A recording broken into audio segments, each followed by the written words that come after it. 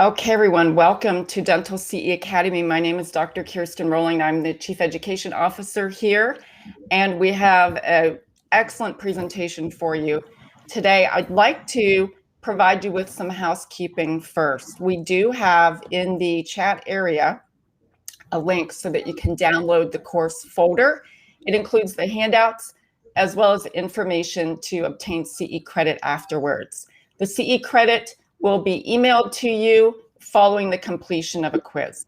Okay, I'm going to go ahead now and introduce you to our speakers. And we're going to start with Dr.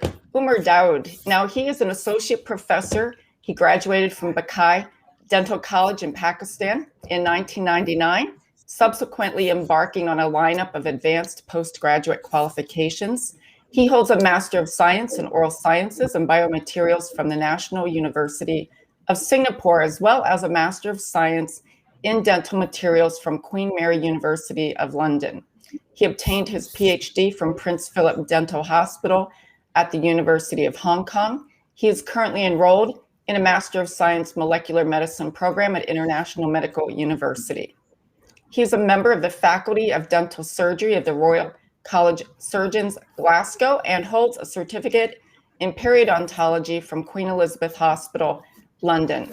Dr. Daoud has special interest in dental biomaterials, disinfection in endodontics, tissue engineering of dentin structure, and developing new adhesives and aesthetic restorations. He is currently working as associate professor, head of restorative division, School of Dentistry, International Medical University, Kuala Lumpur, adjunct faculty, associate professor, Prince Philip Dental Hospital at the University of Hong Kong. He has more than 85 international high-impact publications, book chapters, and patents to his name. And following his presentation, we'll also have Dr. Kirk Kimmerling. Dr. Kirk Kimmerling is an expert dentist when it comes to dental materials. He's the founder and chief architect of FiteBac Dental, a company incorporating antimicrobial technology and material science into dental products. Dr. Kimmerling completed an undergraduate degree at Emory University in chemistry and continued at Emory for his dental degree. He is currently researching dental materials with universities, researchers, and corporations to improve the quality of dental care. So welcome to you both. And we are going to go ahead now and start with Dr. Daoud's presentation. Dr. Kimmerling will join us following his presentation to talk to you about this new technology and FiteBac products. Thank you, Dr. Daoud. Thank you. Thank you so much for a warm welcome and the introduction. And I'm really glad here. Thank you very much for this opportunity to take up this platform and talk about what has been happening currently in research in terms of quaternary ammonium compounds. There's a lot has been happening, but a lot has been happening in terms of the effect of the compound in terms of antibacterial infection, to combat infection and work as an antibacterial and stuff like that. But obviously, the journey with which we have gone through and the findings that we have come up with, it's really intriguing, and it's really something that the world should know, and what we need to share with them is extremely important. What these generation of compounds, in specific to the K21, which has come up forward as a, like, in my opinion, as a wonder molecule, which I've been calling it as. So it is a next generation of biomaterials in quaternary ammonium compounds, and I'm just gonna talk about just a small journey that we have gone through, and for everyone to understand that how we were able to identify, modify, evaluate, and find out the potential of this compound. And to our surprise and satisfaction, there has been a lot that has been found out. So just an overview of what I'm going to just present over here in terms of my topic, the pitfalls and limitations of caries and biofilms, the quaternary ammonium compounds, the new K21 that I'm going to talk about, the depth and effects of the compound, how it has actually worked in different dimensions and different directions, and what role does it have in terms of bone regeneration, and just a few discussion points to conclude our presentation. Everybody knows what biofilms are. Biofilms are very complex entities that are found on the tooth surface. And these biofilms, they can be a combination of, the complex biofilms can be a combination of many bacterial, fungal organisms like the streptococci, the F nucleatums, the P. gingivalis, and so on. And these biofilms have a particular role. These biofilms have this ability to actually instigate the proteases enzymes within, especially if you're talking about within the tooth structure. And so it's basically it's an aggregate of and a very loose definition for microbial aggregates, basically, that accumulates at the interface, the solid and the liquid interface. It's actually a community of microorganisms. It's a complex community of microorganisms. And the reason why I'm emphasizing this idea that it is a complex community is where our compound actually becomes relevant in terms of its effect on the polymeric matrix within the biofilm. The biofilms are found on the dentin surface. They are found underneath tooth restorations. They have been the foremost reason for developing secondary caries and creating other problems inside the tooth structure, changing the pH and stuff like that. So it plays, it's a barrier-like film layer playing an important role on dentin in physical, chemical, and biological stimuli within the dentin, and has been the foremost reason for caries formation, right? And obviously, caries, as we all know, it forms on the tooth surface as soon as the critical pH falls, and the tooth enamel and the dentin, it starts to demineralize, and subsequently the carious lesion is formed. And because of this acid demineralization, and finally from the enamel, then the dentin is involved, and then it starts the whole cascade of reactions within the tooth structure in specifics to the presence of the matrix, metalloproteinase enzymes, and their activity. They suddenly start. And that's something that's, as a researcher, which is there in our mind, that how we can actually possibly inhibit that. So the secondary caries and lack of optimal bonding interface between the resin-based material and the underlying dentin are the foremost reasons why there have been many dental cavity disinfectants which have been used inside the cavity to combat such problems between the restoration and the tooth interface. So before placing in the restoration, there is a trend of using cavity disinfectants. And as we all know, there are many families of MMPs, the matrix metalloproteinases, which are directly or indirectly working on the tooth structure. So generally, when the tooth is mineralized, so that is where the matrix metalloproteinases are pretty dormant.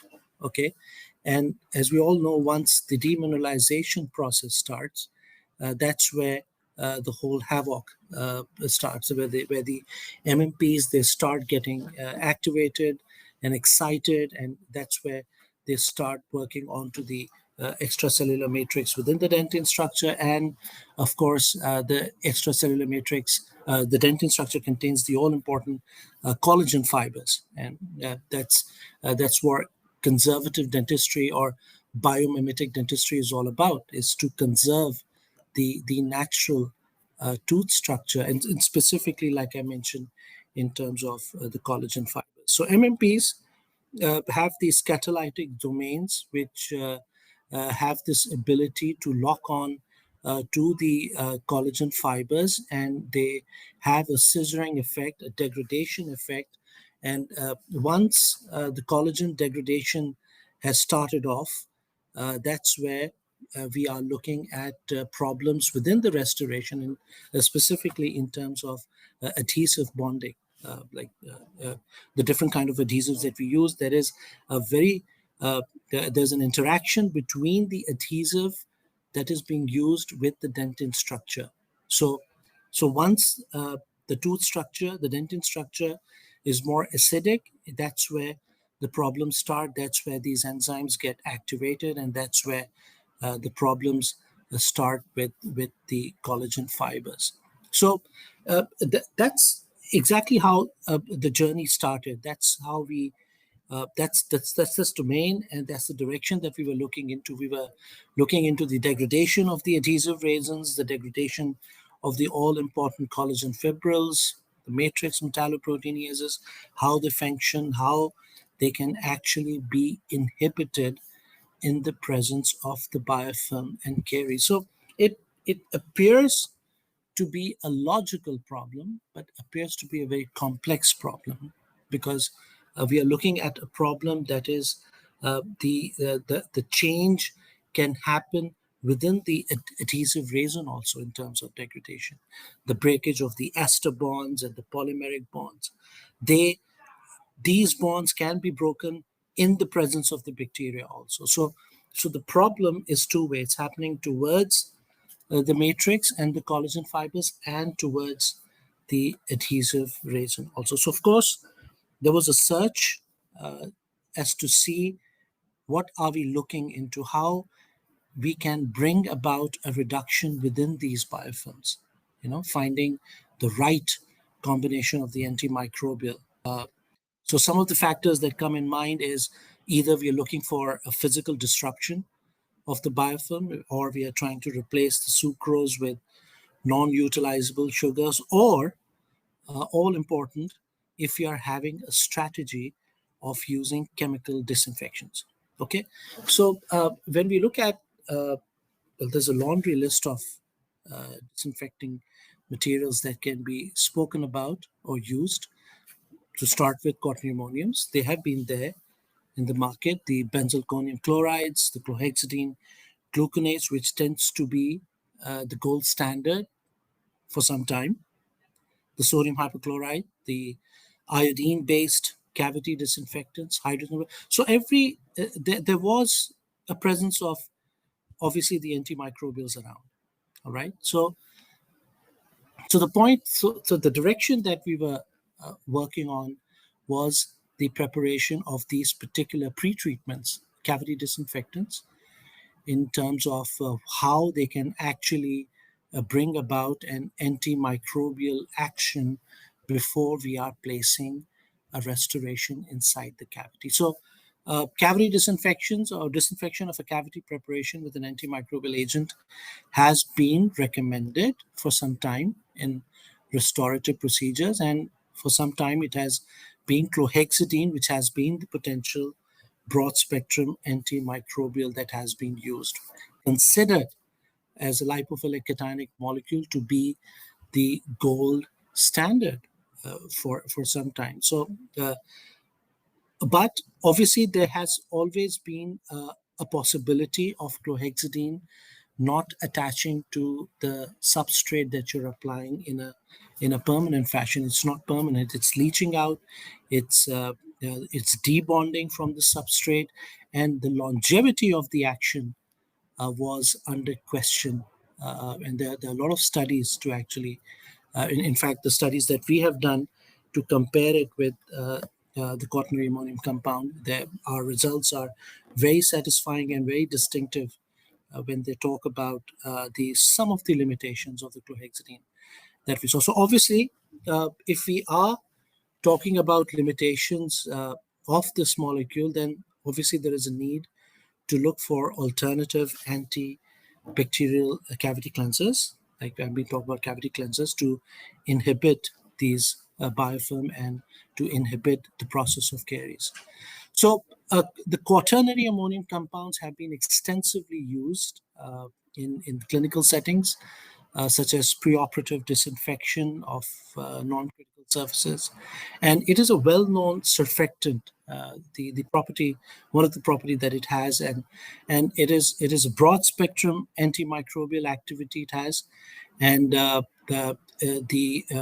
it tends to have an ionic pairing, right? So we did a very structured review, and we were able to see within the data available that it can be a potential antimicrobial cavity disinfectant within the adhesive dentistry. So obviously there's a lot of work done in that direction, and one of the reviews that we had actually also come up regarding quaternary ammoniums in specific to the K21 molecule, that it is actually a novel antibacterial biomaterial for dental applications, and it tends to have lesser cytotoxic effects towards the normal fibroblastic cells and has great future in dentistry.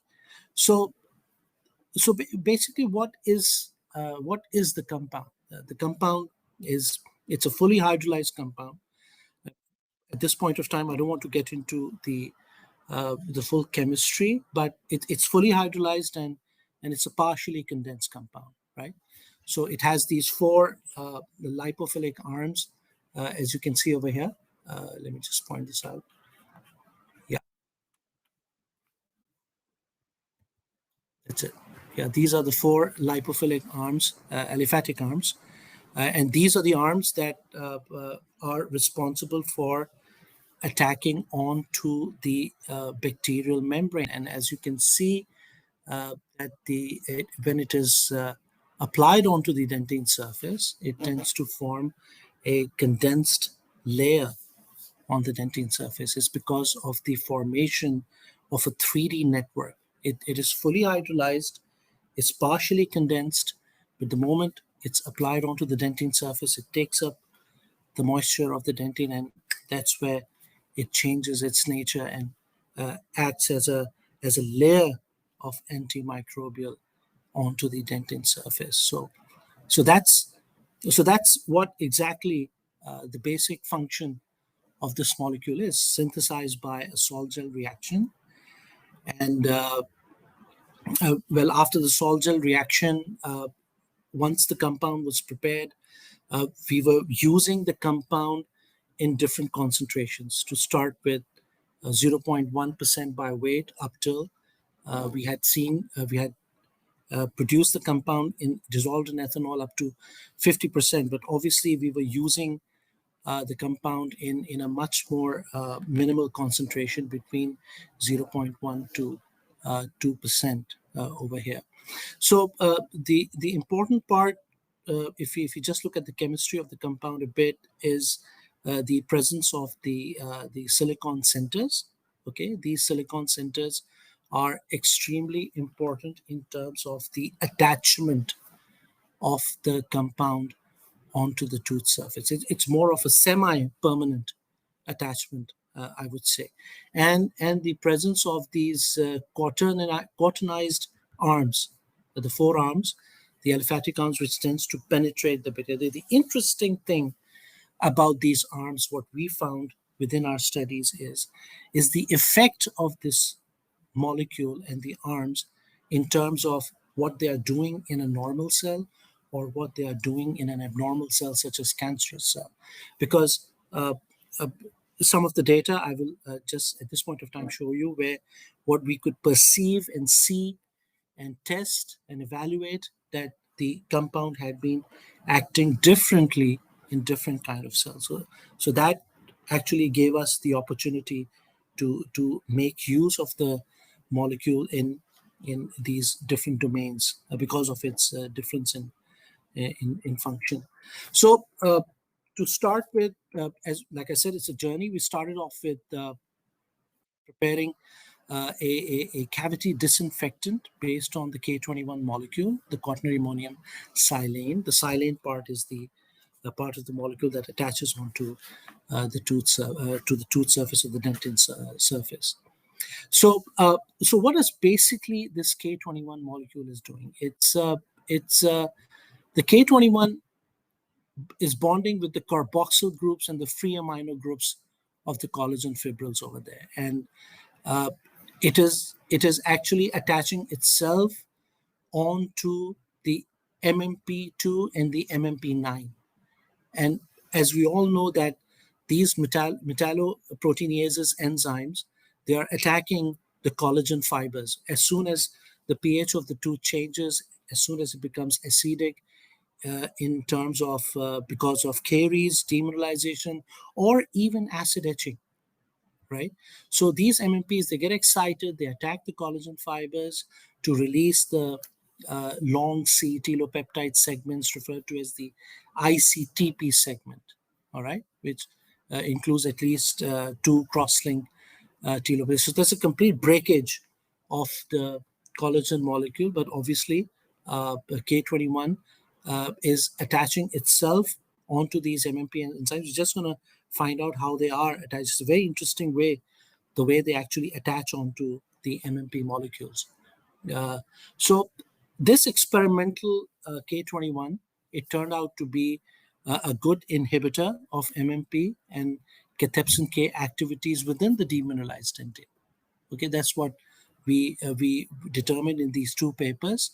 And like I mentioned, that it is covalently attaching to the substrate surfaces via the silicon linkages and to exert a very non-migrating, like I mentioned, it's a semi-permanent kind of attachment, right? So it's non-migrating microbiocidal function that it is providing. And we did some extensive confocal imaging, and as soon as we applied, we had actually stained the K21 cavity disinfectant with sodium fluorescent over here, and you can see the green part where it rests right underneath or within the hybrid layer.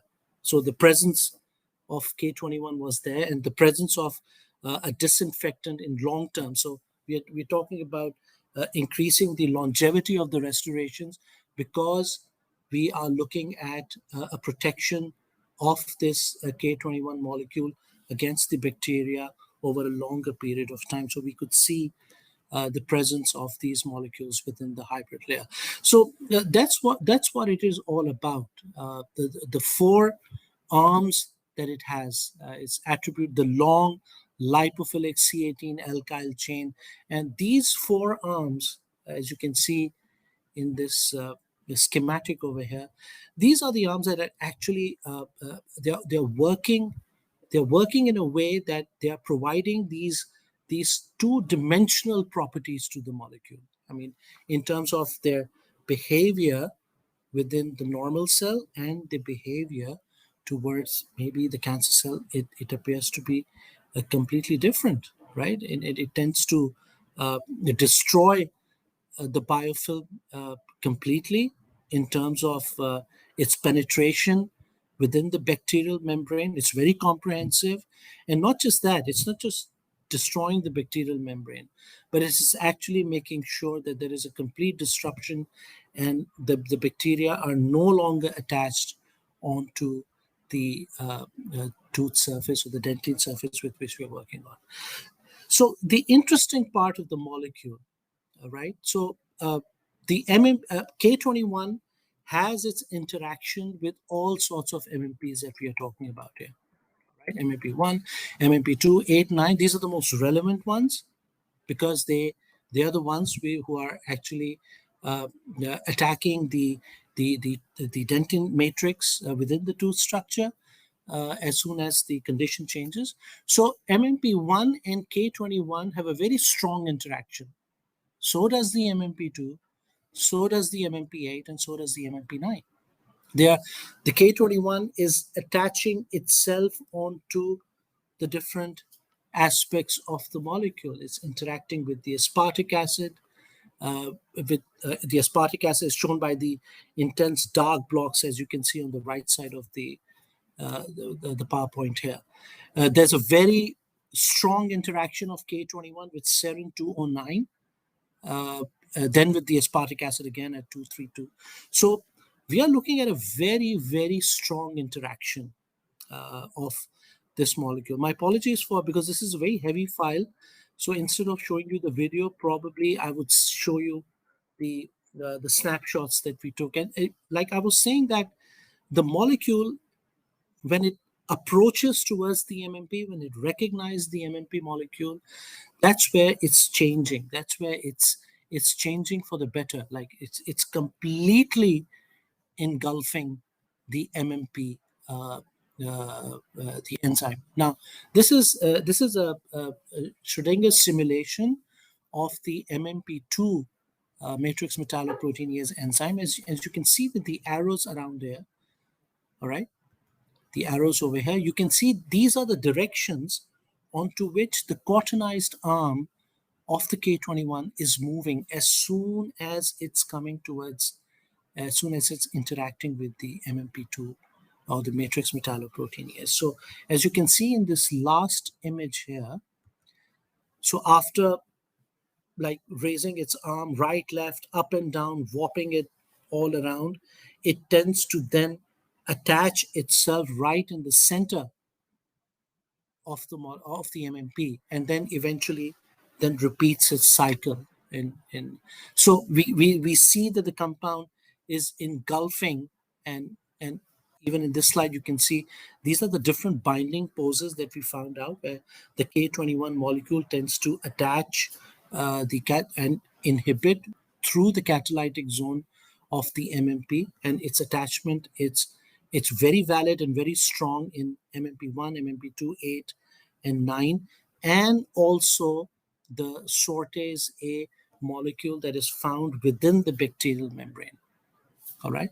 So let's just again briefly look into this idea that the molecule itself is targeting certain aspects over here. Now, it is attacking onto the MMPs. So that's where the idea sprung up, whether we can actually see whether it can attack the MMPs or the cathepsin K within the cancerous cell. All right. So it's, again, coming back to the idea, when we see the molecule has its effects, different effects, both in the normal and as an abnormal cell of a cancerous cell. All right.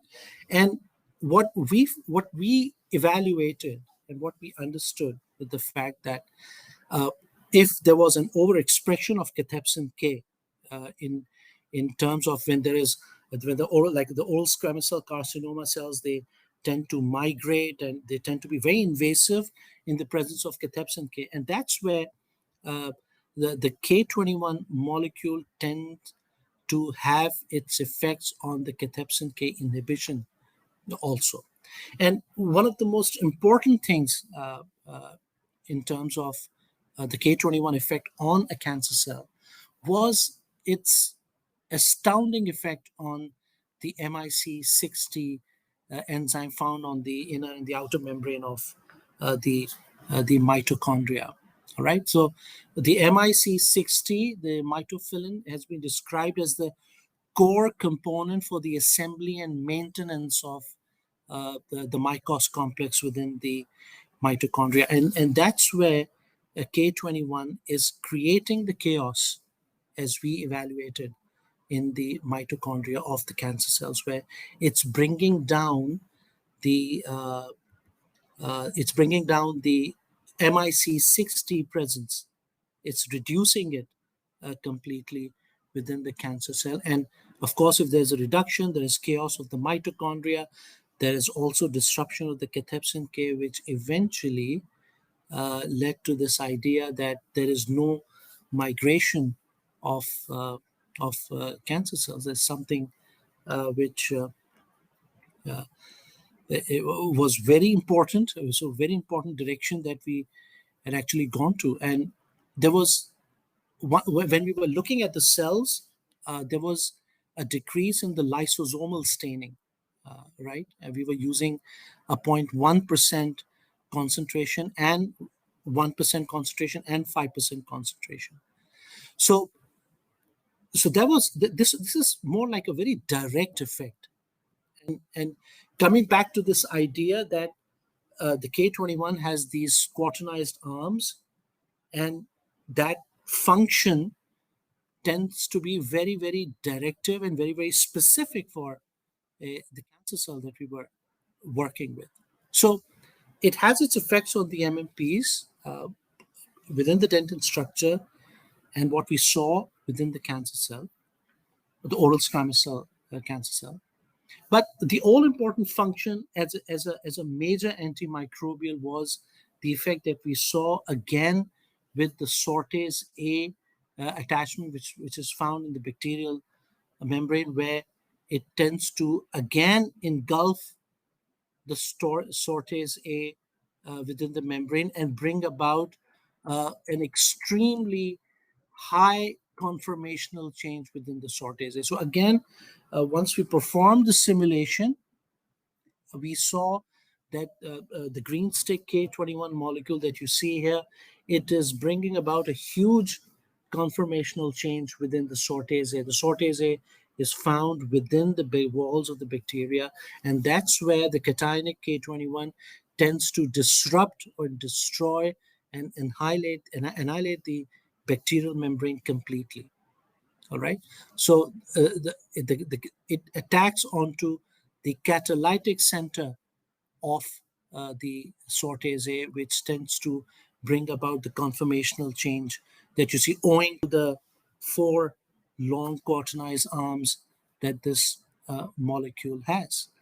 And we also checked in the polar capabilities of QSK21 to form these charge-to-charge interactions that can be inserted within the binding pocket. So we directly checked on with the SrtA pockets also, and we could see and analyze this conformational change. So that establishes the idea that it's destroying the cell membrane and becomes an extremely effective compound in terms of inhibiting the bacteria, inhibiting the MMPs, and has its effects on cathepsin K, and like I mentioned, in the inhibition of the invasiveness of few oral squamous cell carcinoma cells. So it, like as we established the idea that it possesses antimicrobial activities and inhibits growth of the cariogenic biofilms. So how it is happening? We analyzed the Fusobacterium nucleatum, where you can see what we were talking about, the attachment of the SrtA within the membrane with the K21 molecule that brings about the burst within the bacterial membrane. And there's a huge osmotic disbalance from the inside and the outside of the cell, and there is leakage of the molecules, which tends to destroy the membrane completely, and that's how the function really happens. So all in all, in order to check the whether the compound has cytotoxic effects or not, so obviously we did evaluate that the K21 groups were initially irritant, presenting some sort of an acute inflammation in the first day, which was subsided completely afterwards, with the mild chronic inflammation that was there at day 2. So basically the idea was we evaluated few histological sections of the dorsal skin of animal rats with hematoxylin and eosin staining after the injection of different concentrations of K21 in comparison with the other disinfecting liquids. So so that's where the doors are open. I mean, like, we now have a molecule which tends to show different properties and showing some astounding antimicrobial properties. So why not use it in a situation where we need some antimicrobial potency within endodontics also. So we used a pretty high concentration to begin with, 2%, and use it as an intracanal medicament. And of course, uh, we could see that it wasn't cytotoxic. It helped us in producing these mineralized nodules within the fibroblastic cells, which is an indication of the compound not being cytotoxic. So again, we established the idea that it can be used inside a root canal in the form of a intracanal medicament, because we had tested the biofilms over a period of 7 days, and we could see that there wasn't any regrowth of biofilms in when we were using this K21 molecule. And of course, we also embedded the K21 molecule in a different experiment with PLGA nanoparticles. And like I said, we had already established the fact that the compound itself, it's does not have any cytotoxic effects. We were testing with 3T3 NIH mice fibroblastic cells. And the most important thing that came out with these experiments was that there was a predominance of anti-inflammatory phenotype after its application, and it was actually stimulating towards healing and tissue repair. So that again was another very important finding of the molecule working towards that. Then we were to evaluate some biochemical changes, all right?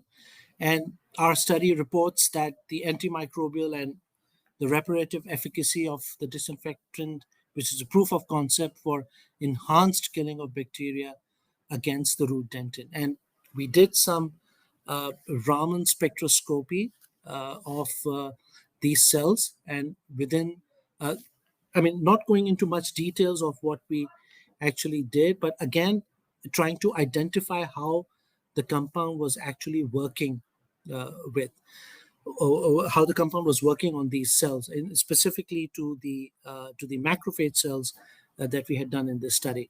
So what we found out was something very interesting. I just want to mention it over here. We were identifying the sphingomyelin regions. These are the regions which are responsible and are associated with the active transport of sphingomyelin to the cellular membrane, playing a pivotal role in the phagocytic function of the macrophage cell. So with the Raman evaluation that we did, we could see there was an increased transport within these sphingomyelin regions. We could see that the activity had become much increased in the macrophage cells as compared to the other disinfectants that we were using.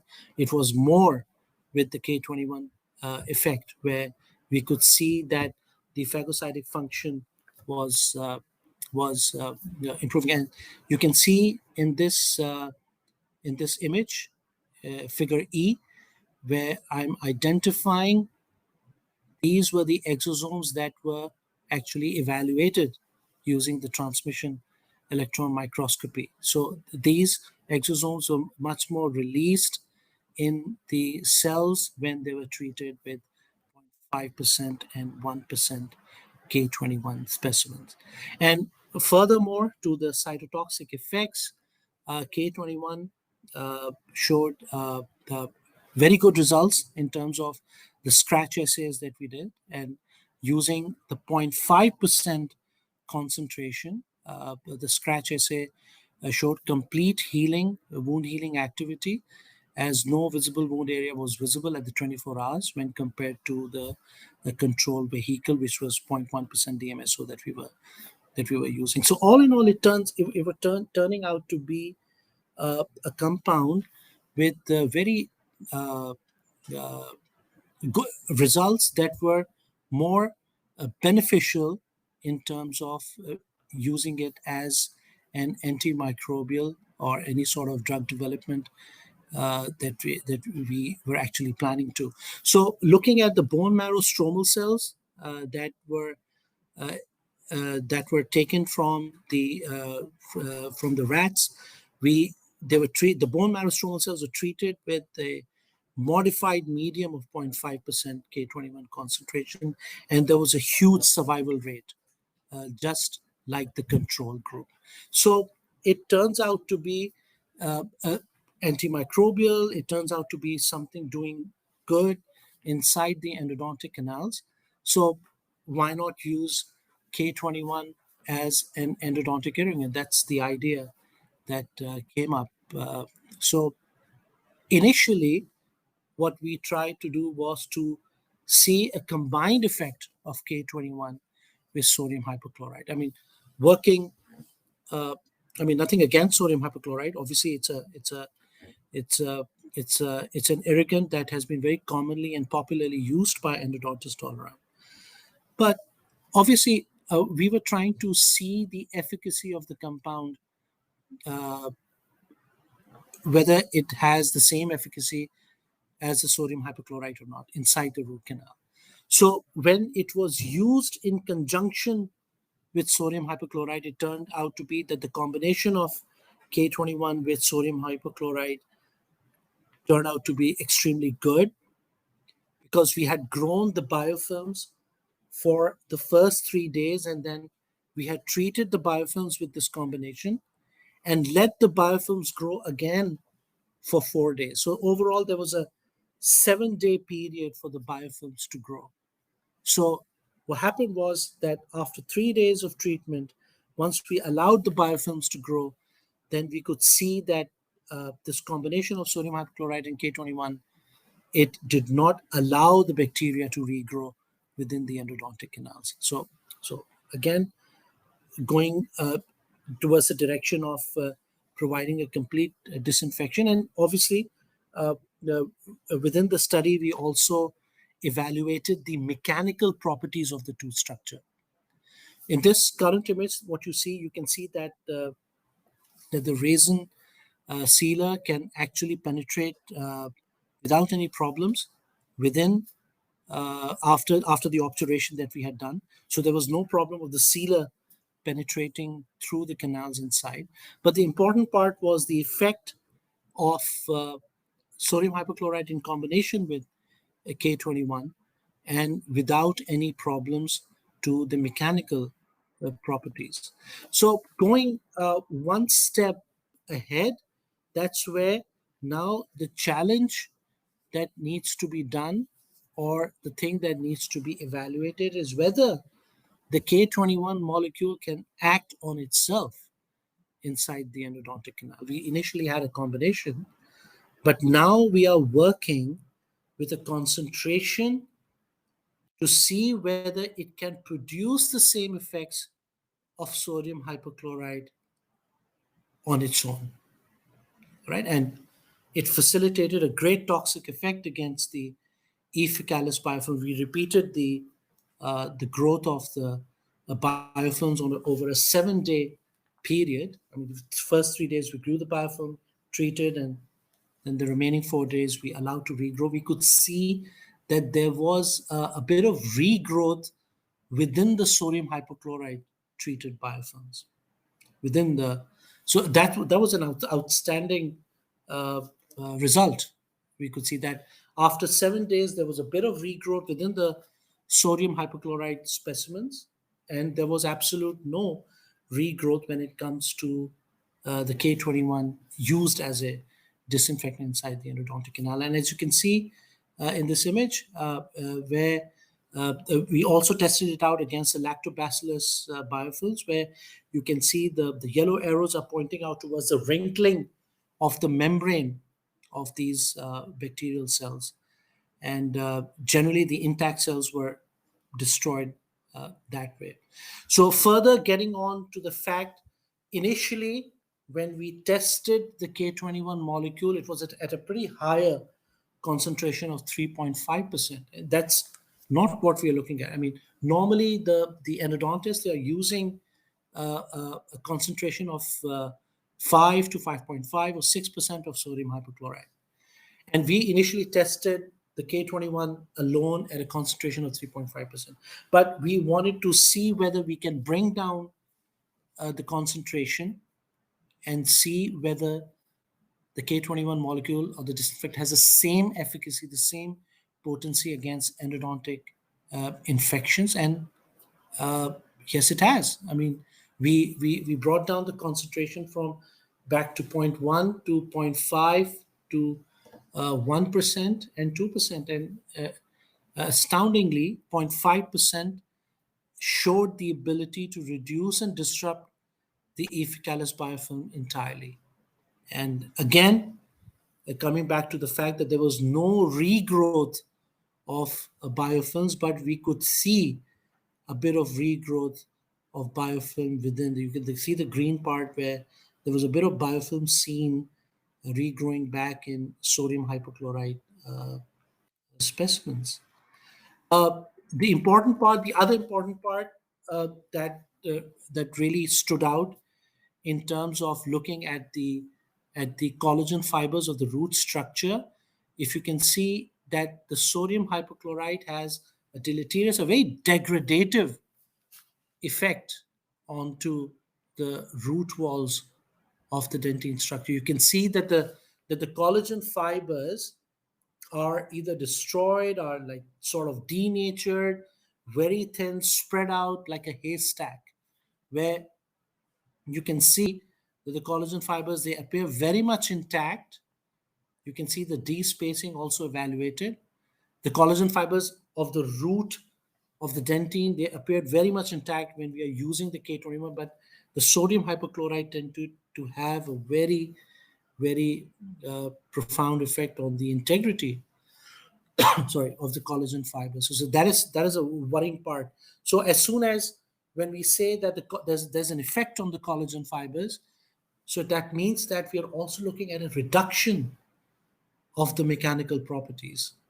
I mean, there's a pretty large and a bold statement to make here, but it's a fact. That's what that exactly was the evaluation. So it again, we could see that the K21 itself had shown great effects when we are using it in the form of a medicament or a disinfectant inside an endodontic root canal. So further exploring the idea as to how this molecule can resurface and have a standing of its own in terms of bone healing or infections within the periodontium. That's something that we also need to evaluate and see whether it's possible or not. So as we all know that there are two types of bone loss. It's the horizontal and vertical. And you all know that the aim of a good periodontal treatment is to remove the existing infection and and there is two regeneration of bone defects in the dimensions over there. So our team had printed a 3D collagen scaffold. This 3D printed collagen scaffold was printed in the presence of a 0.1% concentration of K21. So we wanted to produce a scaffold which has good mechanical properties, but the most important part is it tends to have good antimicrobial properties, which will eventually lead to a good regeneration of bone. So K21 was combined with 3D collagen, with collagen, and we had actually increased the strength and the mechanical properties of the collagen within the scaffold with the use of a 0.125% concentration of riboflavin 5-phosphate in the presence of VE-TPGS vitamin E. So that was the complete formulation, and we had 3D printed these scaffolds and tested out its efficacy against the bacteria, against the Agrigidibacter actinomycetum comitans, and we had tested the mechanical properties, how it would actually behave in a periodontal pocket, and the it had produced an amazing impact. I mean, if you look at this image at this point of time, that's what it's called, mimicking nature. What the way the collagen fibers were printed with the K21, you can see that the collagen fibers were actually layered upon each other, just exactly what you would find in a bone structure or a dentin structure to begin with. And you can see that the K21 molecule was embedded inside individual collagen fibers. So we are actually looking at a collagen fiber within the scaffold, which is antimicrobial in itself. And like I mentioned, when we looked at the mechanical properties, especially the Young's modulus, and that turned out to be something which was a very, I won't say expected, but something which we wanted. And it was, good mechanical properties to look into. And apart from that, we had checked into the porosity, the contact angles, and everything. And the ultimate strain values were extremely high compared to the controls and compared to the comparable chlorhexidine that we were using. And the interesting part was, again, the spectroscopic analysis, where the idea was to see, okay, we have added up a quaternary ammonium K21 molecule within the collagen. So is it bringing about a change within the collagen inside the scaffold? No, it's not. We could identify all the points of the collagen fibers, like the hydroxyproline, the amide 3, amide 1 groups. All of them showed good intensities with the K21 molecule. And like I mentioned previously, that the collagen molecule was, the mechanical properties were also improved in the presence of riboflavin 5 monophosphate and vitamin E. So it turned out to be a pretty a good combination. So the conclusion was that this 3D printed cross-linked collagen scaffold with the K21 antimicrobial agent showed improved mechanical and antimicrobial properties, showing a tremendous potential for true periodontal regeneration, because the idea is to actually get rid of all infection in the presence of this K21 antimicrobial scaffold. And we could also, like I mentioned, identify all the structural points of a normal collagen fiber within. So the idea was that this scaffold can easily merge around its environment, because it's producing an environment, a structure which is very much similar to the presence of bone all around it. So that was something pretty decent what we found out. And of course, the comparison was done with the presence of chlorhexidine scaffolds also. They were evaluated alongside K21. So the bus doesn't stop here. We wanted to further modify the scaffold and see how the K21 will behave when we put these scaffolds again in the collagen hydroxypeptide based K21 scaffolds for bone regeneration. And like we know that K21 molecule, being cationic, right, can accumulate in this negatively charged bacterial biofilm.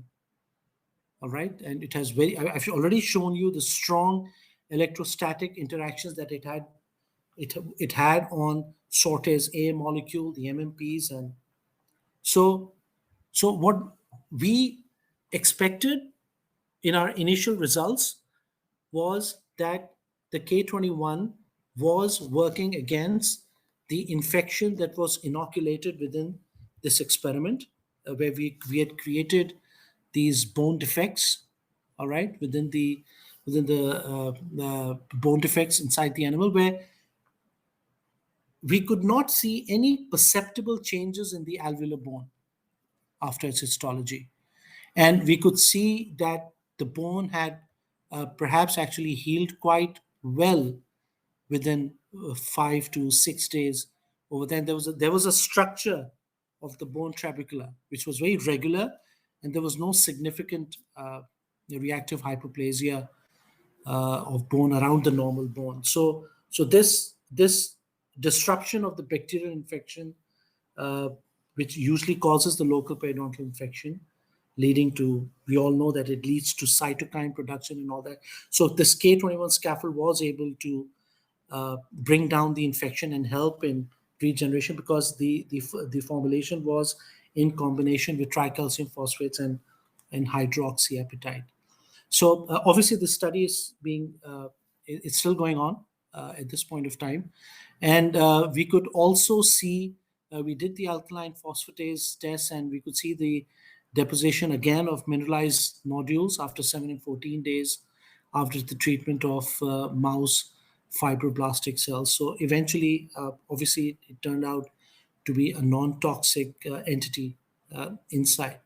The K21 molecule was also tested out with surgical sutures, all right? And we had actually, it's like more of like enveloping the suture with the K21 liquid, and we had tested it against the bacterial infections and the wounds that were created within the animals, and the wounds were again inoculated with a lot of infection, and we had actually sutured the wounds and seen the effects of the K21 suture along with the suture that were not uh, uh, surrounded with the K or coated with the K21 molecule or the liquid. So obviously, this required a bit of, like, we had heated the liquid and then had soaked on the sutures and then applied it on in our study, and we could see a tremendous amount of again the infection going away very quickly, and there was healing pretty much seen very early as compared to the normal healing process. And of course, there was a change within the diameter of the suture, but obviously that is expected because of the coating. But obviously the effect in terms of the tensile modulus of the suture had actually shown good results, and there was no disruption in the mechanical properties of the suture itself. Like I mentioned, the K21 coated sutures had promoted good post-surgical wound healing inside the animals. And the most important part in terms of showing its effect on the macrophages, like I mentioned, the presence of the exosomes. So we had tested on the macrophage cells from the animal, and we could actually see the microvesicle release and the conversion of the M1 and M2 macrophages towards healing and repair. Uh, we did a scratch analysis again for the microenvironment, and we had also tested the K21 subwort with the human monocytic cell lines, and we had used the mitotracker green stain over here to evaluate the mitochondria of the macrophage cells, and you can see that the mitochondria were stained actually to see where this is a normal functioning mitochondria, bringing back again to that idea that the effect of the K21 molecule towards a normal macrophage cell or towards an abnormal cancer cells. These are two different effects. And what my team understands is the effect, as you can see over here, this is the mitochondria of a cancer cell, where the cristae of the mitochondria is getting disrupted. So that is something which owes to the quaternized arm of the K21 molecule, which are bringing about these differential changes within different types of cells. So the molecule, like I mentioned, I call it a wonder molecule. Turns out to be it has its own effects on wound healing. It's antibacterial, anti-MMP.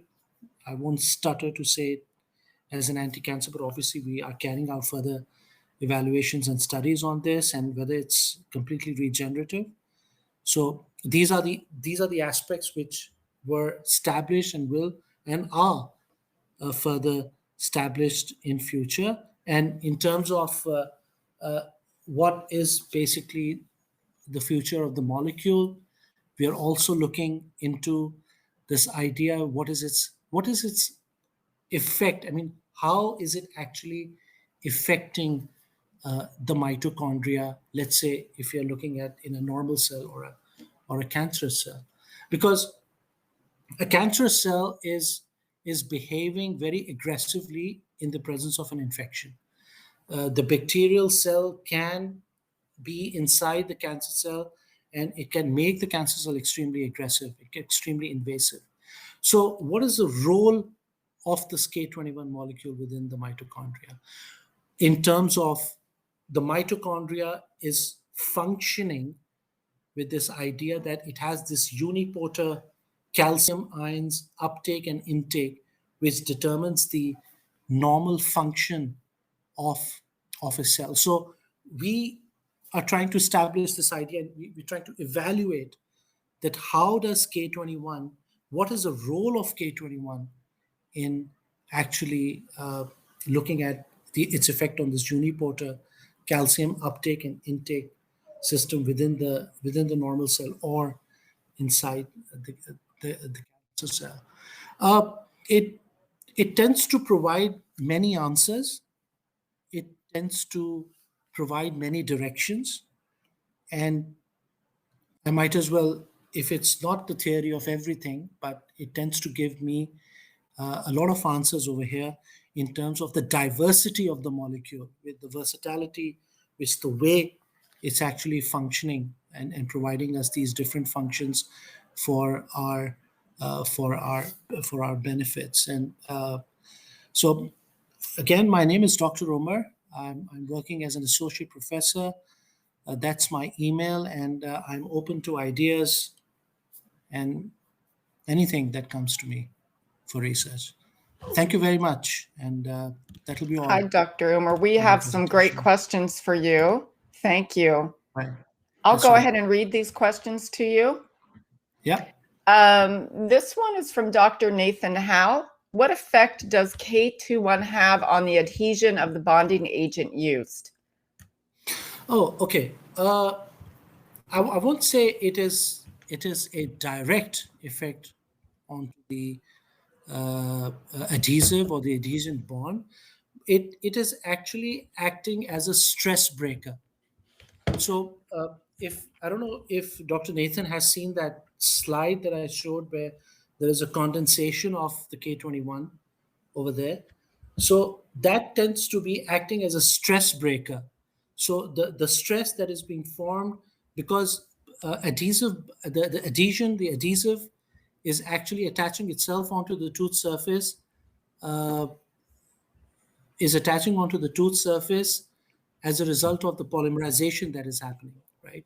And that polymerization creates that the polymerization shrinkage over there. So what it does is that this K21 molecule in between tends to reduce the stress, the polymerization stress that is there, that is found, that is found over there. So that it tends to improve the bond, the adhesive bond. And that is something that we've actually highlighted in one of our papers also. Then I'll invite Dr. Nathan to actually go through it. Okay, we have a question here from Dr. Tracy Denton. Are these made in a lab or from Organic Foundation? And I'm not sure at what point the slide. Dr. Denton, if you could clarify that, that would be great. And we'll revisit that question. The molecule is created in the lab. The molecule, okay. Yeah. Dr. Aiken would like to know, Dr. Larry Aiken, when using resin-modified glass ionomer restoratives, is this applied before or after using the cavity cleaning acid? I'm sorry. Sorry, the question is that whether we are When using this using disinfectant. resin-modified glass ionomer restoratives, Yeah. is this applied before or after using the cavity cleansing acid? Okay, I would rather use it before placing the resin modified glass ionomer because I need to have the disinfectant effect initially. Yeah. Okay. Question from Dr. Vadim Goldstein. Would it be effective for caries arrest? I would be very confident in saying yes, because, like I mentioned, that it's a semi-permanent bond.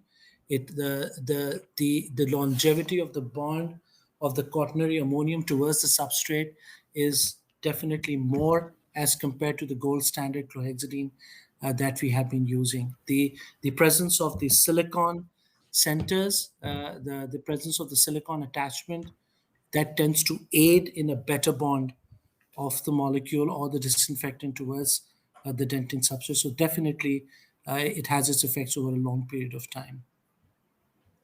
Okay, and Dr. John Sumi would like to know, well, he had the same question with reference to composite placement. I think in terms of GI, I think it's the same Right. concept. Yeah.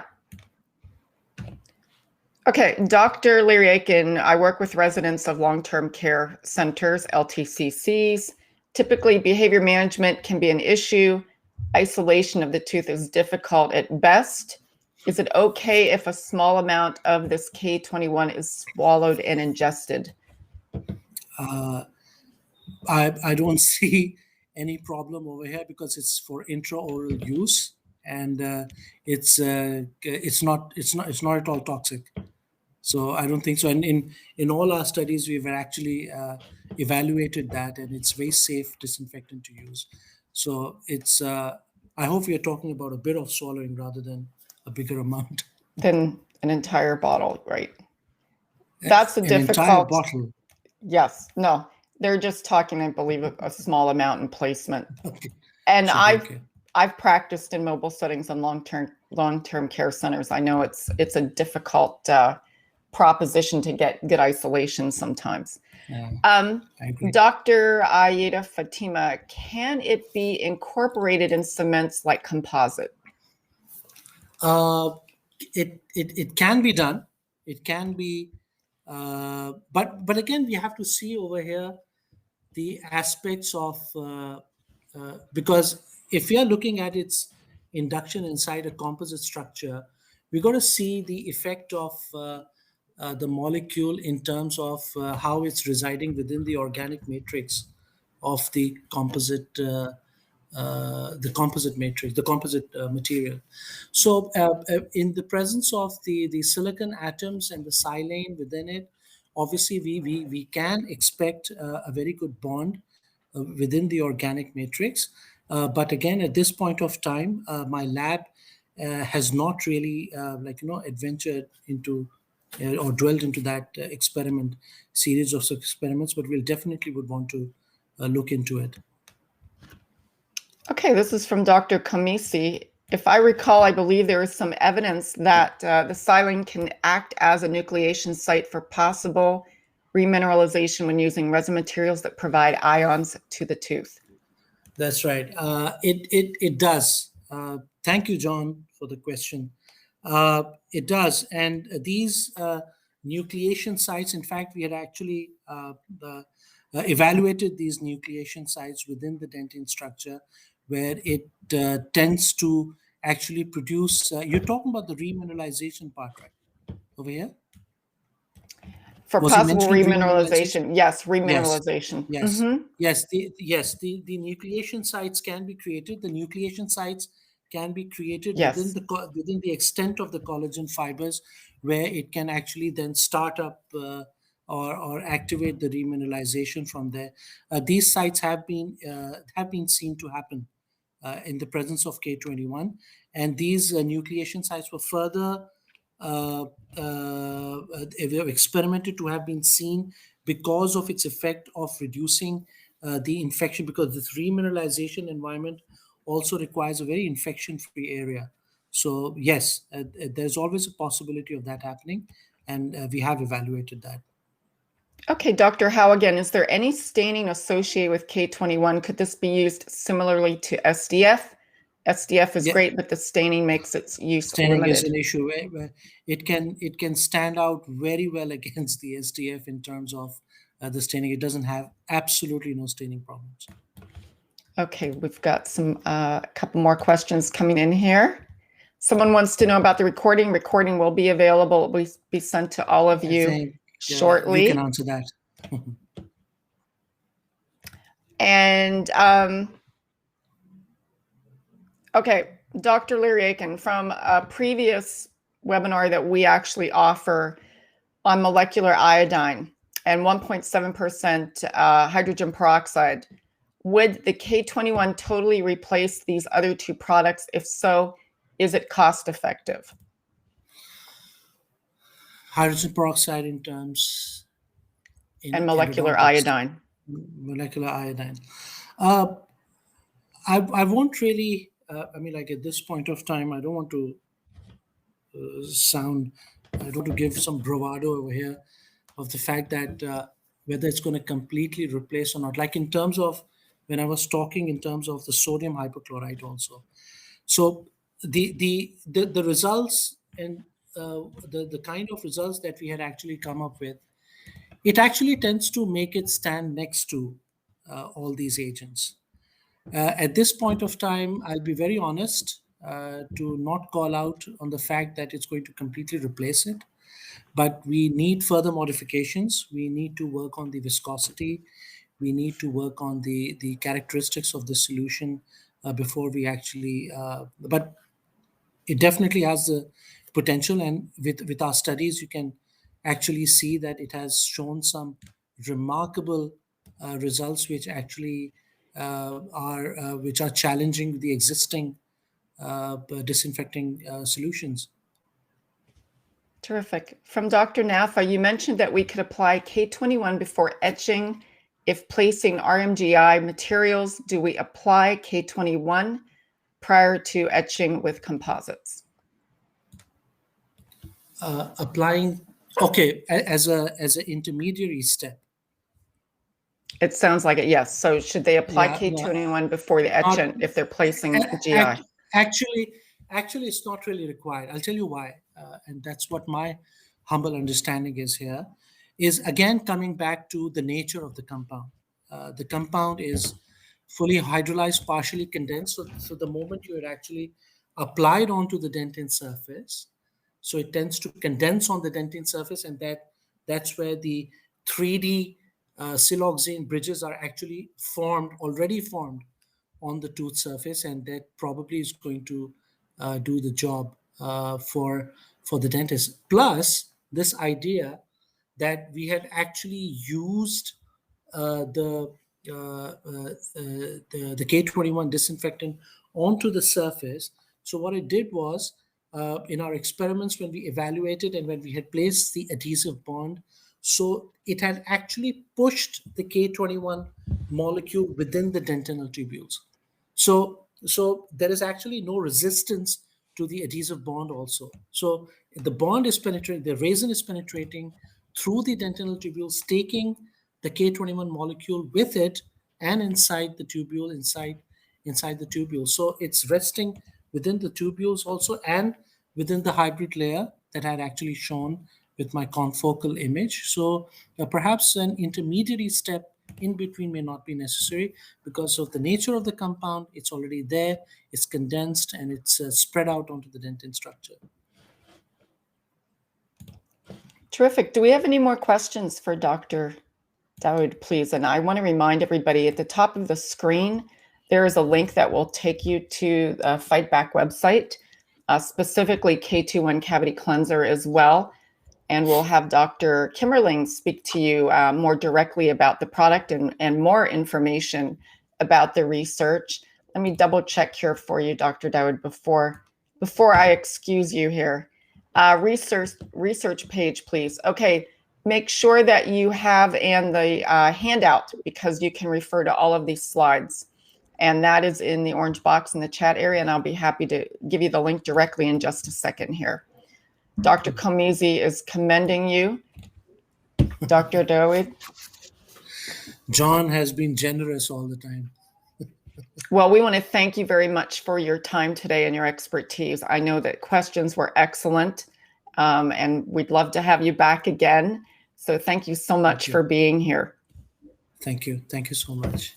Thank you. Everyone, I'd like to now turn this over to Dr. Kimmerling, and we did introduce him earlier, but I do want to remind you who's talking to you as well.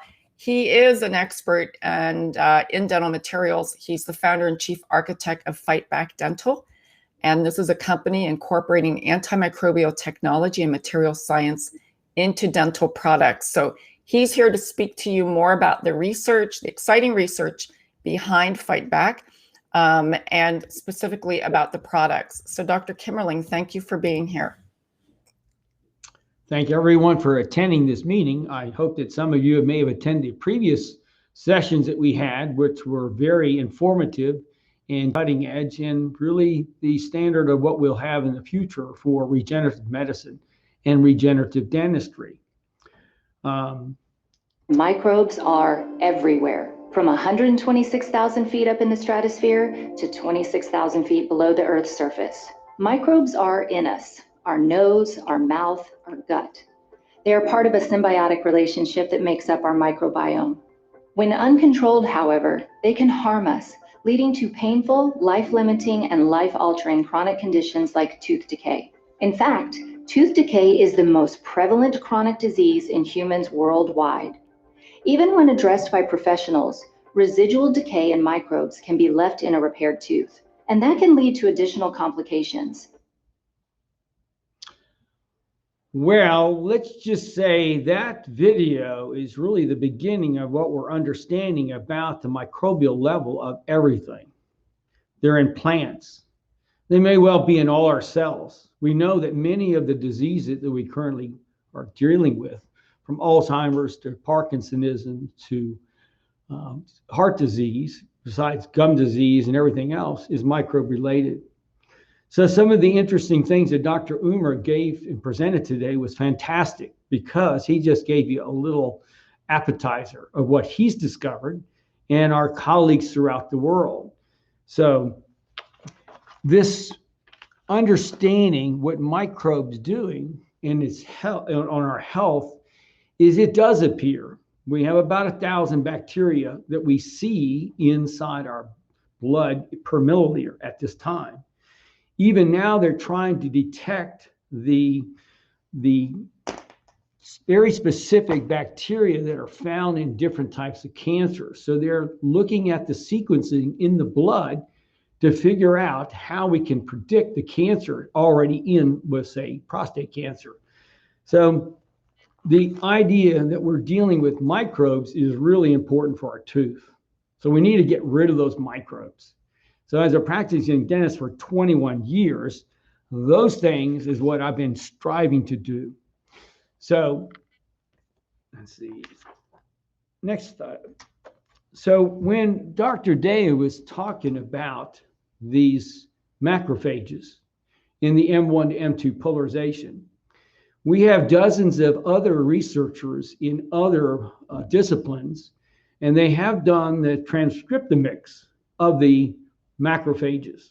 So the macrophages have been converted from an M1 to M2, and we have that.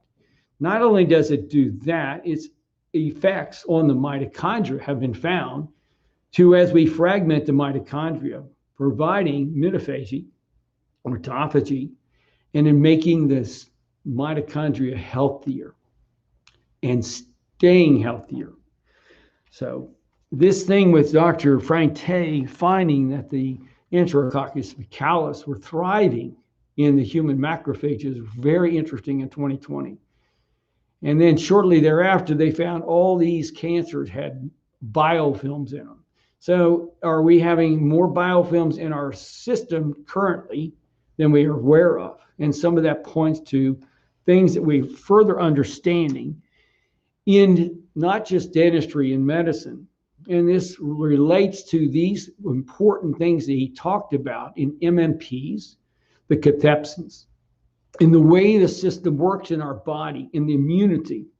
So when we're converting these things, the macrophages from M1 to M2, we're converting these cells from a infectious, we're trying to fight infectious and inflammatory to an anti-inflammatory. So as we discuss, I'm going to try to discuss briefly of what we are and what we're doing. So as a dentist, I want to go in there and remove that bacteria. And what we find is through the other efforts of other scientists in room reparative process, that we are going in there doing magical stuff to your dentin. That these K21 resides in the macrophage, resides in the fibroblast, and makes these cells more robust and healthier. So this migration study he was showing you for the macrophage has been replicated. And we know a lot more how we remove, with Dr. Daood, also with the removal of the Enterococcus faecalis in the macrophage and what it does to the mitochondria. Similar things with the fibroblast migration study. So our cells are moving faster, and we're contributing most of this efforts really to the mitochondria. So this next slide is in the built-in authority is because we're bringing you the cutting edge, and I just explained we're in the transcriptomics and the genomics, 10x genomics, and some of the aspects of regenerative medicine we're currently doing. So when I put this up here, 45 international dental research scientists, there's more scientists, there's more publications, there's more clinical trials we're about to do, and it really has an amazing effect on regenerative medicine. As he alluded to the fact about the periodontal disease, we have a lot more that we're going to share, but I've been so caught up into the drug application with the FDA, Center of Veterinary Medicine, and the Department of Agriculture that I've neglected to put forward some of the dental materials that we've already made. Antimicrobial dental filling materials, which Dr. Kuman Wang discussed in our last meeting. So I would advise people to please go back and look at the originals that we've sponsored, FiteBac Technology, and review those. Those are cutting edge. This is where the future of medicine is, and future of dentistry, of course, because we will have everything from antimicrobial irrigants to liquids that we are now putting into periodontal pockets, and bone grows back. Very simple stuff that we've already have found that will show in the future. Next slide. So when killing the microbes is the important part. So he alluded to the fact that this molecule actually with these silanols there is very flexible. It bends in very many directions, providing this activity. So this molecule at the top safely eliminates bacteria, viruses, and fungi in human cells. That we do know. We think and we suspect it also removes the HHV6 viruses and other viruses in the mitochondria. So when we show that this Enterococcus faecalis is thriving in these macrophages, we've eliminated it with K21. But the interesting thing is that this now macrophage cannot be reinfected for long periods of time. We've done this with other cell lines. So it appears that this molecule is actually staying in the cells. So that was very interesting too, because we found that out in COVID cells a couple of years ago, in lung cells. This other factor of this quorum sensing is something that Dr. Daoud had not alluded to as much, because we have found a similar situation, is how is this thing affecting cells around it? And is it a vesicle or the quorum sensing? It is killing the bacteria. The bacteria actually releasing this substance then creates another cell to die. So we're finding out that it's almost like a ping pong effect as we're doing these tissue samplings. So he showed you this is where we're looking at how the K21 is traversing through the fusobacterium membrane. And there's a lot more we could show you, but not today. This is the other slide that he showed you, the K21 in the macrophage, and how we know these surfaces. And this is your biofilm destruction, talking again about how this this is in this case is K18. This is the image we had when we have the acrylate connected to some of the other dental materials. This is really interesting because of this MMP inhibitors in these proteases and antiproteases. we are discovering more about the inner aspects of the cells and the degradonomics of the cell. And there may be a role that we're playing in the cell. So we're going into a cell, and the cancer cell has a biofilm. We're removing or eliminating those biofilms in the cell. But we see there's other issues that are going on there, and particularly into the degradonomics, which we're exploring. So the little bit that which was fantastic, what Dr. Umer Daood told you, we have even more exciting news right around the corner. So this study, he already showed you that study. So in this regenerative medicine, immunology is really captivating because we will show the world shortly a few other things. And there was a published paper recently, which I'll allude to. So we have found that is accelerating not only wound development, and again, I talked about the activity of the fibroblasts and macrophages, the single cell transcriptomics or transcriptomics, and we are doing the spatial genomics. So the genomics we've done. So I want to move to one other thing is before we get to this, which is really an important thing of what you need to be doing for all your patients. One is this thing has been put into animals. We have grown animals with K21. And one of our colleagues, Raj, has published the paper, and he's made a highly anti-inflammatory zebrafish. That paper was published recently. So this is a very exciting realm because that fish is undergoing many other experiments. And I'll try to stop right now, but just to know that probably in just about 60 days, we'll have some interesting information that will virtually shock the world because we've got it. And we didn't make it up. We know by the facts, we know by the gene expressions. So when we're talking about a simple antimicrobial cavity cleanser, I can then tell you that this thing does do bioactive. So bioactive is not going to be working on your tooth if the microbes are still there. So there were some questions that I'd love to answer concerning the application of this, but we're going to move on to show you what you should do, and I can answer them later for you. Is this a slide up? Gently shake the bottle for 2 to 4 seconds just before use. It's best to dispense the cavity cleanser directly into a dapping dish. From here, the cleanser can be applied with a micro brush or a cotton pellet. And here, we are dropping the cleanser onto a disposable mirror. After gently drying the mirror, the evaporation of the aqueous ethanolic solution leaves the remaining active ingredient, K21, forming a sticky gel-like layer. Once applied and rubbed into the moist, prepared dentin, the cleanser will react with the water to form a nanoprecipitate that penetrates dentinal tubules and peritubular dentin, which becomes a stable layer of K21. K21 has been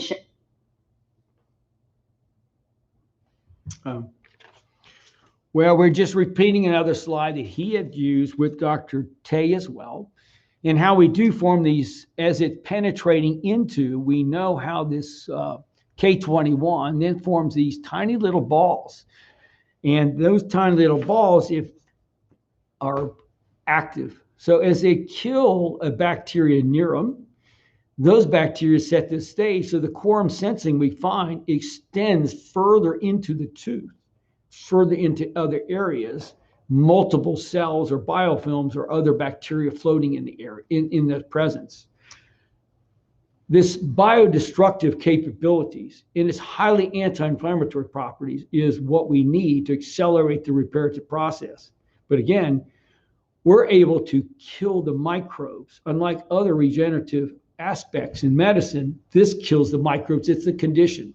So if we're applying this to the dentin of the tooth, we're not only killing the microbes, we're pretending we're going to use somebody else's product, okay, that doesn't have this fixed barrier of the antimicrobial, doesn't stay there to kill the microbes, as well as this now process of inhibiting any future bacterial growth in that surface. So what we found, and we published a paper, that if there were some breakdown, that surface isn't really going to get destroyed by bacteria again. It's there. It's not going away. It'll consistently do what it needs to do to kill it. So when we also talk about, he alluded to the fact about the dentin repair, and Dr. Kamisi had mentioned, there's a whole lot more we could share with you. I think he could have talked for several hours of what we've already discovered. But I think the thing that you're interested in is why does it work? So we did get the FDA clearance. It enhances the dentin bond strength. So this is a special. This is the stuff that you should be placing under all your restorations.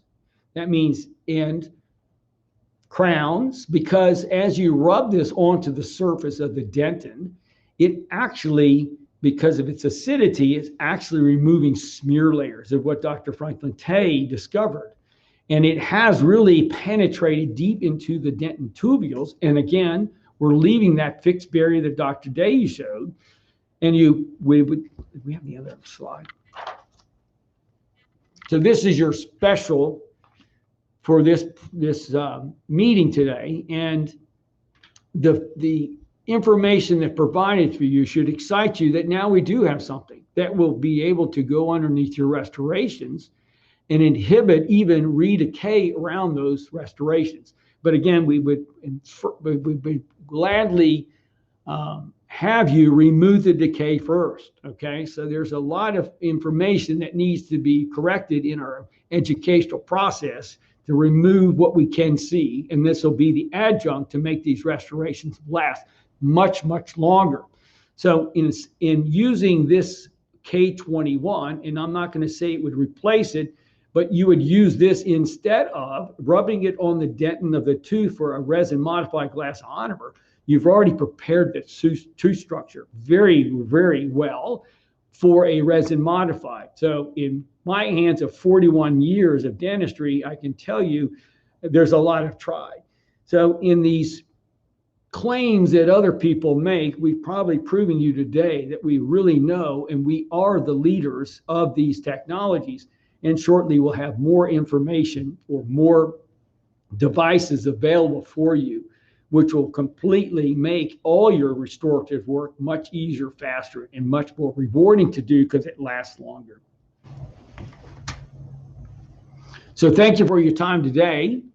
And we're going to really complement what you've seen later with another series of the regenerative aspect of it. And we'll have more information concerning some of the treatment of some of the diseases and what we're doing with oral rinses and various things that will culminate with highly advanced predictable, okay? Predictable. So this is predictable. And I know that we have a lot of stuff out there, and I've tried many things, and there's a lot I could talk about, some of the competitors and its toxicity levels and everything. But I assure you that what you've seen today is the facts. We have it down to the genes. We know how it works. And there isn't anything that we can see in the future that could actually outperform this product. So we encourage everyone in the dental schools and the ADA to understand that we have the expertise, we have the technology behind us, we know how it works, and we're making actually some more discoveries, which are very rewarding for us. So thank you again for your participation, and we look forward to announcing our next series on these antimicrobials in dentistry. Dr. Kimmerling, we have a question or two here for you. From Dr. Nafa, course handout said that K21 is applied after etching with composites. The handout said that K21 is applied after etching. Dr. Daood said that apply before etching. Could you please clarify? Okay, phosphoric acid for a resin cement or resin adhesive, okay? What we're trying to do is help remove the smear layer. So the smear layer is filled with bacteria. So we need to remove it. So you need to remove it. Remove the decay, stain for decay. You don't see much. If the dent looks different, that's probably because it's pathogen related. So we need to remove that. You don't leave black stuff in teeth anymore. We shouldn't. We can't bond to it. We know that. Dr. Tay has mentioned that many a times. So we're priming the surface, but we want to remove the smear layer. And acid removes the smear layer. Phosphoric acid for a resin adhesive would be. For the glass ionomer, we use a polyacrylic acid to remove some of the smear layer because we're trying to bond to a different calcium, bond it to the strength.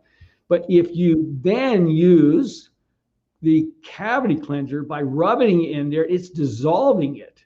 We'd really like to rinse this away, but we'd much rather see the prepared dentin free of the smear layer. You can't stick something in a smear layer. Okay, the smear layer is a smear layer and it's got microbes in it. So why would we actually put something on a smear layer? The K21 helps in penetrating some of that smear layer and bringing down the biofilms. But if you're sticking something on top of a decay into the dentin tubules, we don't know if we're going into that smear layer and through that smear layer. So the aspect of using a resin modified glass ionomer as it cements, we then activate, we had a video, we rub the tooth structure with this. It is helping to remove the smear layer with K21. In the same time that we're doing this, it's actually penetrating down in the dentin tubules. Once that's done, we've initiated some of this water that we want to actually just place it on there and get it off, because this stuff is then being activated and bonding to the surface of the tooth. So if I'm prepping a tooth for a crown, we're not going to leave decay on that tooth. We're going to know there's no decay there. And I usually do a crown and don't go through a temporary process because I use the SrtA. The surface is rather clean. We want to clean it and prime it before we put it on. So resin modified glass ionomer cement that we use, we then place that directly on that surface. We have a video to show what we're doing and why we think that we should place the smidgen of water and wet the surface, because it's activating the glass ionomer as well. So your restorative glass ionomers for pediatrics, we may not be as much concerned about because there's a shorter length of tooth. But some of the things that we do see in adhesiveness, we have not explored on a smear layer. We know it can penetrate some of it, but we have not done bond strength testing with a resin adhesive as opposed to a glass ionomer material. Dr. Kimmerling, I want to remind everyone that the blue banner at the top of the screen, if they go to that banner, they can bookmark it. If it's information you want to take back to your practice on Monday, I know we have a few hygienists here as well, very interested in the material. Bookmark it, take it back to your dental practice when you return next week. Also, there is instructions in the chat area. You can download the handout. I'd advise that. After this course today, the recording will be made available and you'll be receiving an email from us with not just this recording, but the entire series. So if you want to review or you didn't have the opportunity to hear the first two, you'll have the opportunity to access all three. Let's see here. Question about, again, from Adriana, could it be used for scaling and root planing? I am the inventor of K21, so the FDA allows me to use my product in a fashion on my patients only. Okay, so let me make it very clear that I can do things with this liquid. So we'll place it. We know from Dr. Clifton Carey's report is that once we put it on unprepared enamel, it sticks long periods of time. When we put it on the root, it stays there a very long period of time. So we scale root planing, we take K21, even though it's rather acidic, we do place it on the root surface. We do that on the root surface for a desensitizer because we can rub it in, and what it does, it penetrates in the dentin tubules because it's lifting some of the smear layer or the microbes killing it. And it does then become a silicate. Those little balls actually get thicker and bigger inside the water of the dentin tubules. We use this on patients before we even put a fluoride treatment, because we force it between the teeth with the K21, and we find some amazing stuff. Me personally, I put it on sutures. I put it on collagen. I have amazing stuff I could show people, but I'm the only one that supposedly can do it right now because I'm the inventor.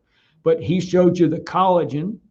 We have now, the most exciting thing that we've just got is the cavity cleanser is now in water. So we have it in a suspended, this extremely hydrophobic molecule could never be suspended in water. But the inventor, the Post-it notes, Art Fry, helped me out, and we fixed it. So we've been using it in experimental levels to do all our cellular testing, and we've got it into tiny particles in solution, but now we've gotten it into a oral rinse. And now we've seen amazing stuff. So that's around the corner. And there's other things that we will do. But for me at this stage, I can assure you it will eventually be on every dental implant, every dental abutment, and you will be told to do it, because this is what we are finding in my patients. And I've done CT scans, the acceleration of bone deposition around implants. It is highly cathepsin K inhibitors, which is what is degrading the bone in the osteoclastic activity. There was a drug actually produced several years ago, 2 of them, for osteoporosis based on reducing cathepsin K. This is a very significant molecule in doing that, and that's why he alludes to the fact about cancer, because cancer cells, all cancer cells, have cathepsin K, high levels. One of the hallmarks of what cancer is about, having that single elevated level of cathepsin K. Any other questions or comments? Dr. Kimmerling, anything you'd like to say in closing in addition? It's been excellent information. I know Dr. Tay also spoke extensively about endodontic applications as well. Any other questions or comments? Well, I use it in all of my root canal therapy. Okay. So as I finished my debridement, then I always, after EDTA, I'll rinse very well with distilled water. And then after I dry it, I place K21 cavity cleanser with the cannula into there and leave it sit for about 90 seconds. You can see a precipitate forms. So you can imagine what you just saw with Dr. Daoud and placing this inside the canal of the tooth. And when you dry it out, what have you got? A fixed antimicrobial barrier in the entire inside of a tooth. But it's been very hard to get those sections of a tooth to not fragment the material to show how it really works. So we have Dr. It's called EndoJuice from Dr. Franklin Tay and others, which has been very well investigated. There's 7 research throughout the world that have evaluated this product for our only single liquid to use for all endodontic therapy in the future. I've just been taken so much by this drug that we have that I just haven't forced the finances into that direction to get it in front of the FDA. I guess because the direction we are on right now with this molecule, it will be on orthopedic implants.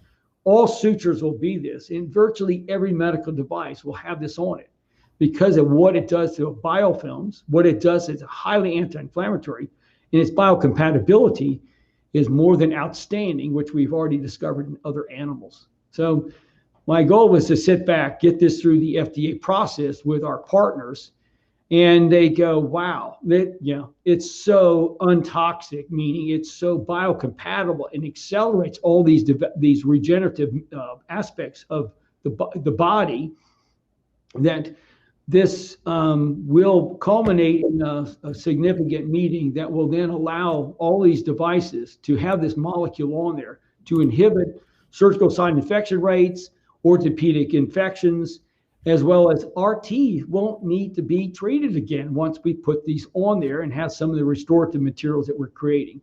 And some of those we're on the last meeting with Dr. Kuman Wang and the composite he has manufactured for us to totally antimicrobial, high level antimicrobial. And those lectures were very compelling with Dr. Kamisi as well, concerning the attributes of our product and against anything else. So there's, in not my humble words, it's the proof of application is that it won't take us long to show that all the other things that are out there are pretty much worthless because they're not treating it or can't maintain its position as a fixed antimicrobial barrier. So these are FDA allowable claims that I just told you. So they don't want to say permanent, Kurt, call it fixed. We know it's staying there, but we're doing a service to our patients. We need to clean up the horrible 6-year-old fillings that we're doing. That's the repeat and the repeat. We can't keep stealing patients' money. We need to do it right the first time. So I want to say that please, everyone out there, that dentists that are listening, just use it. Do your best. You're going to have such, the sensitivity won't be there. You're doing the tooth a favor. You're actually helping the cells of that tooth structure. So when we talk about in making a macrophage faster and bigger and more robust, we already know that. We've got the genomics done. This is the transcriptomics, excuse me. This is where we know what's going on from the mitochondria to the DNA. We've done it. We just can't publish it all right yet. It takes time to get all this data together. So thank you for listening. Thank you, Dr. Kimmerling. We have one more question here regarding biocompatibility and wanting to know about any sensitivities or allergies. Okay. That's a very interesting. So let me preface by saying that this is in a PIND, pre-investigational new drug application. Okay. So when we're doing that, they know what we're coming for. We're going to be treating chronic wounds, which is difficult. But we already have done all of the cytotoxicity tests, immunogenicity, animal models, the LD50, everything for the FDA. They didn't ask me to do it, but we're going to go in there with not guns loaded, but the nuclear bomb that they're going to go, wow, you did everything. You know exactly to the detail. Yes, we do. So biocompatibility is what we will probably take as a medication in the future. That's how interesting that thing is. These zebrafish I told you about, this highly anti-inflammatory, they got a lot bigger. And we kind of know why now. And they're a lot healthier. We've increased the dimension of animals in their early development. They're 30 to 50% larger. It's amazing what we've done. And we're in front of the FDA because this is an amazing molecule. It's a wonder molecule because we've done it in chickens, shrimp, and fish. So the biocompatibility of it is extraordinary because we'll probably take it as a drug, a universal drug. And two, some of these allergies and these autoimmunities in these things we see are maybe dictated by the corruption of the mitochondrial messaging to the nucleus. So Dr. Bhupesh Prusty, who wrote the beautiful article a year or so ago, published in Nature, described this corruption of the transcriptomics from the mitochondria to show even autoimmune diseases. Autoimmunity is a factor of the virus corrupting the DNA of the mitochondria and therefore producing this autoimmunity position and restructuring or redesigning the cell to attack your own cells. So more exciting stuff is there about this wonder molecule, okay? But we'll probably find out to be a miracle molecule because we're finding out more very interesting stuff every day, which we think that we will have by the October announce certain things to the world that was just going to blow the FDA's mind because it's all factual. It's down to the genes. We've understood, we've done all these genomics. We've spent a lot of time and money, and I really owe a lot to my wonderful colleagues that have produced this data for the world and this regenerative medicine that will be around the corner. Final question for you from Dr. Cook. One more clarification, please, around before or after etching to apply K21. In what process? A glass ionomer or as in a? Dr. Cook, glass ionomer or composite?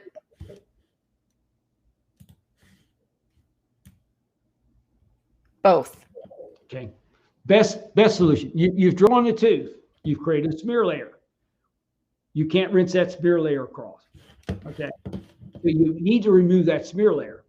To remove the smear layer, phosphoric acid, it's very simple. You flood it, you rinse it in 15 seconds, and you really got a pristine surface. That's really the surface you'd like to put K21 on. In the event that you don't want to do that, because you could do that with a glass ionomer, you can. And if you properly place it, you will not have a sensitivity issue with this, but you have to have the moisture control there. It has to be a little higher moisture. I'm getting a little off balance here, but assure me this, then if you're using a glass ionomer, as if you were preparing it over a crown, if it's a restorative aspect of it, they want you to use polyacrylic acid because you're removing some of the smear layer. So it's ideal to always remove the smear layer. You can even micro etch it because that can remove a smear layer. So if you're doing a glass ionomer, like I don't use any glass ionomers anymore. There's no reason to use glass ionomers anymore, except in resin cements.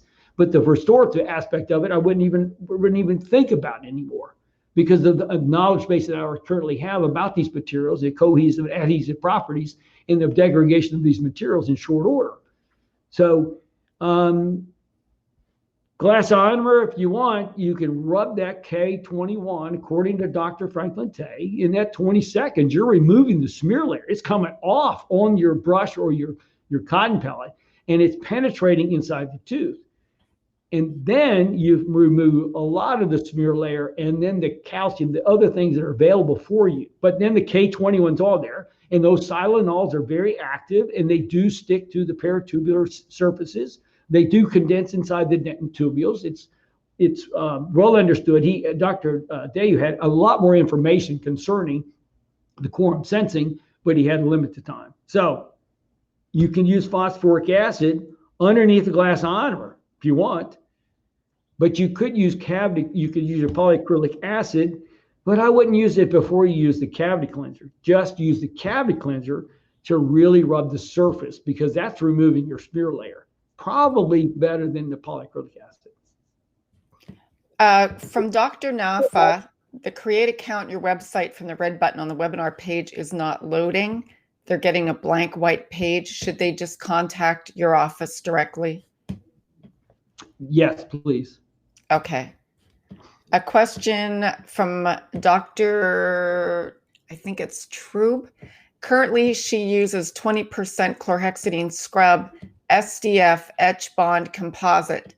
How does K21 fit into those steps?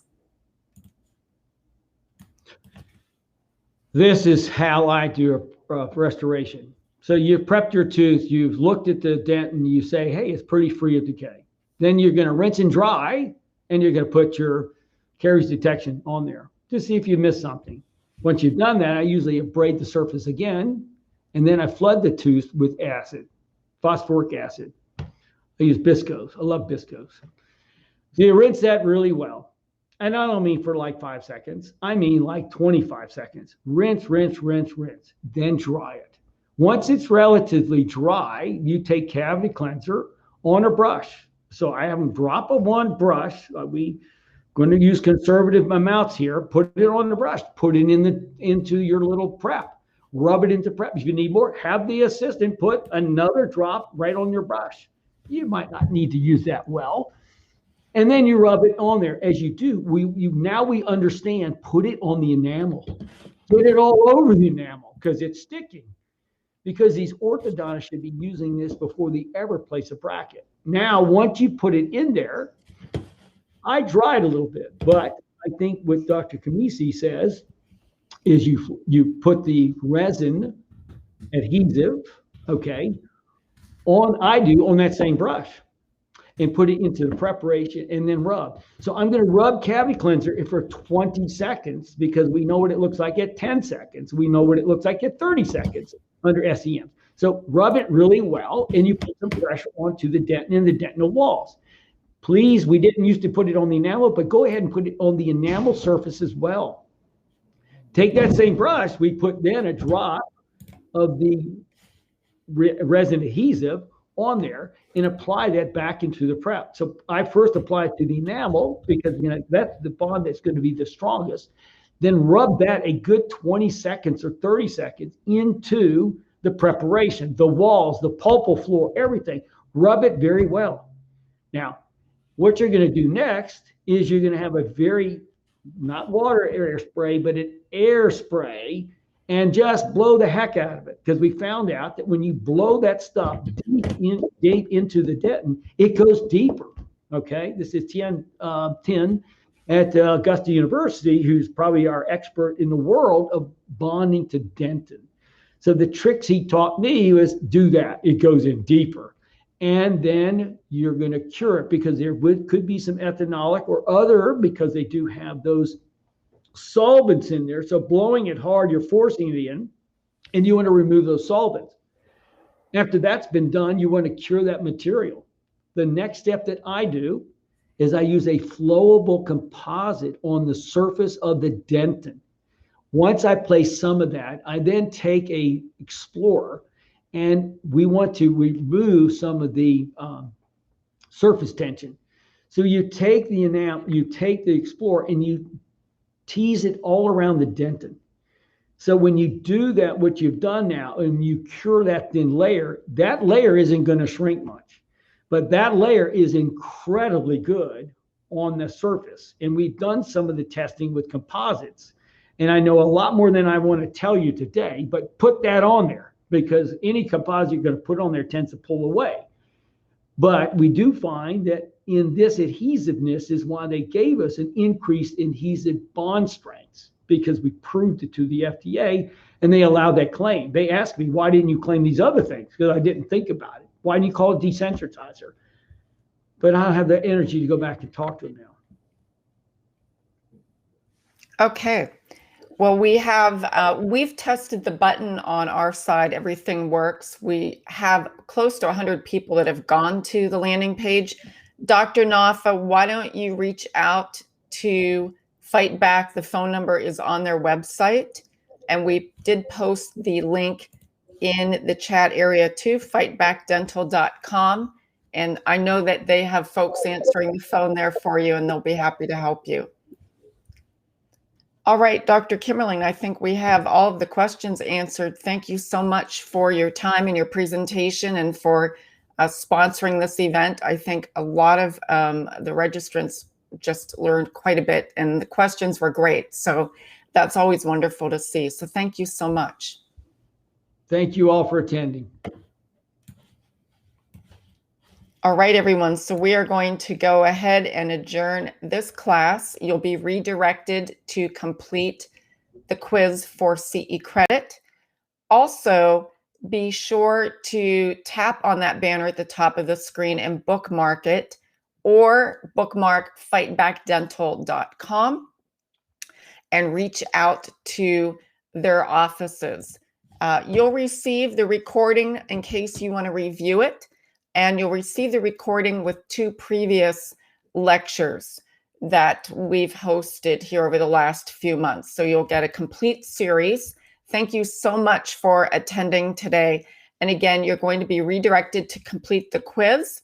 You'll also receive an email from us from noreply@clickmeeting.com. It will say thank you for attending. It will include the link to the quiz, the handouts, in the event that you want to share those handouts, and a way to reach us if you need assistance.